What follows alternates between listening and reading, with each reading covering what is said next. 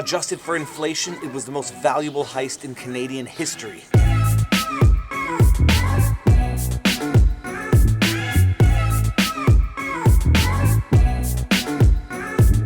This is Pudge. She's paralyzed in the back legs.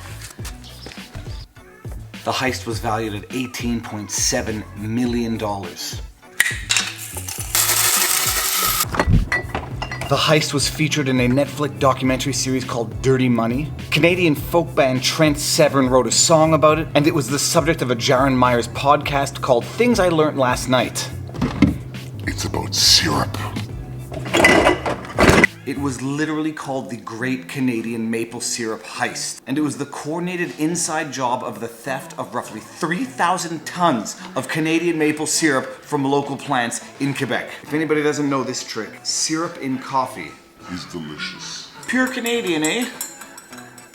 And the obvious jokes aside that the most valuable heist in Canadian history was over maple syrup, the story behind it is actually totally fascinating. Oh, that dog. Oh, that dog. All right, it's 6 o'clock in the morning and I've got to go do my day 2 of the firearms safety course. 2 days, 10 hours a day in order to get a rifle for hunting, potentially, if I decide to ever do it. At the very least, it's proving to be a great experience in terms of teaching me about guns and the difference between the Canadian and American gun law system, because the rules in Canada for Americans who have never heard of them, they were surprising even to me. There's a vlog coming on this in the future, so just stay tuned.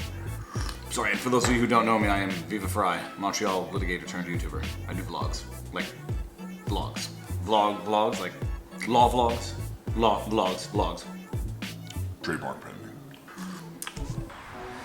All right, before we get into the details of the Great Canadian Maple Syrup Heist, we have to go over a few basic things about maple syrup. Because it's awesome. Maple syrup generally comes from the sugar maple or the maple tree. Oh, there's dogs there.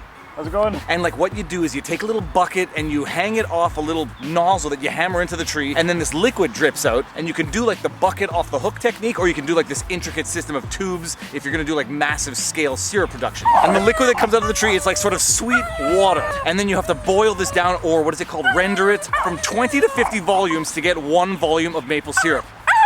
Oh yeah, and one other amazing thing about maple syrup, the province of Quebec is responsible for 77% of the global production of maple syrup. And that's relevant because it's relevant. Now we can talk about the Great Canadian Maple Syrup Heist.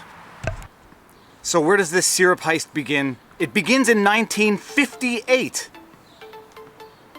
With the formation of the Fédération des... Oh, I'm not going to get this right if I don't read it. Fédération des producteurs acéricoles du Québec, the FPAQ, which in English is the Federation of Maple Syrup Producers of Quebec. You see, Quebec manufactured so much of the global supply of maple syrup that around 1958 in the Beauce region of Quebec, which is totally beautiful if you've never been there, the maple syrup producers decided to form a union of sorts, something along those lines. They decided to regroup themselves in order to better protect their rights and interests. And so at first it was the maple syrup producers of the Beauce region, B-E-A-U-C-E, which is sort of like east of Quebec City in the province of Quebec, which in 1966 led to an even bigger agreement with the various maple syrup producers across Quebec. And as of 1989, all of the FPAQ abide by a collective agreement to market their products. The FPAQ members are responsible for producing 77% of the global supply of maple syrup, or just 94% of the Canadian supply. 77% of the global supply. That is mind-blowing.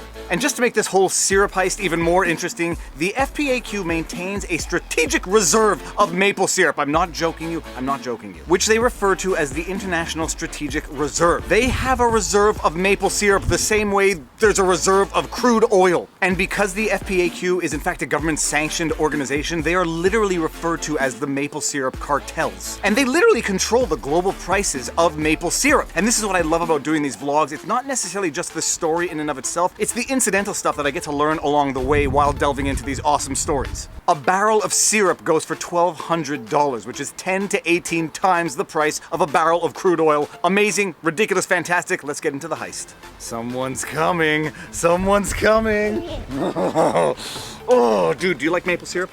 Yeah. All right, so here's what happens with the Great Canadian Maple Syrup Heist. This international strategic reserve of maple syrup barrels, which is kept by the Maple syrup cartel. barrels in various warehouses across the province of Quebec. 2011, for whatever the reason, had a huge excess of production of maple syrup. And as a result, the FPAQ had to open a third warehouse in order to store the excess barrels of maple syrup. So over the course of 2011 to 2012, something like 10,000 barrels of maple syrup were stolen, in what was immediately and obviously suspected of being an insider job. Apparently, the thieves stole the barrels, siphoned off the maple syrup from within them, and then filled them back up with water before replacing them in the ISR storage facility where they would look like ordinary barrels of maple syrup. And it was only in the fall of 2012, when they were doing the annual inventory of maple syrup, that the inspector, while carrying out the inspection, nearly fell because he stood on barrels which were supposed to be weighing 600 pounds filled with maple syrup and nearly fell because some of the barrels were empty. And the scheme unraveled very quickly. Between December 18th and December 20th, 2012, 17 men were arrested in relation to the theft. This is like the harebrained scheme, like when you're a kid and you raid your parents' liquor cabinet and you drink half a bottle of vodka and you think by filling it up with water that you're somehow gonna fool your parents. Incidentally, parents out there, if you want to know if your kids are doing this,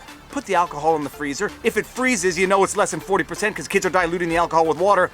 Boom! So this was a harebrained scheme from beginning to end. There was no way anyone was gonna get away with it. I don't understand how people think they're gonna get away with crimes like this. You wanna go downstairs?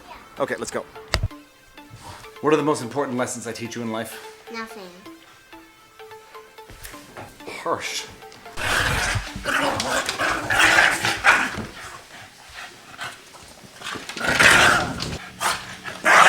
Have you ever heard about the Great Canadian Maple Syrup Heist? I have. You have? Yeah. The biggest stuff in Canadian history. Okay, hold on, we gotta talk about the sentences. The sentences were a little ridiculous. This crime doesn't pay much! We're making a video! What do you want? What do you want? The ringleader, his name doesn't really matter, you can Google it if you want to know who it is, was convicted in November 2016 and sentenced to, get this, 8 years in prison. and a fine of $9.4 million. And he can choose another 6 years as opposed to paying the fine. Crazy, crazy. It's a long time. 8 years for stealing syrup, $9.4 million fine? This is a loose translation of what the judge is reported to have actually said. The individual has no respect for anyone and made a mockery of the judicial system. I didn't follow the trial enough to know exactly what happened, but these are some harsh words, which might explain the sentencing of 8 years in jail, plus another 6 or payment of $9.4 million. And now you know about the greatest... Oh my gosh! Now you know about the greatest heist in Canadian history. If you like this content, be sure to like, share, subscribe, hit the notification bell, leave a thumbs up, leave a comment. And if you're interested in more Montreal content, I've done these things called Montreal Mondays. Montreal Mondays. Check out the playlist up here. And now you know your vlog. Peace out. Boom!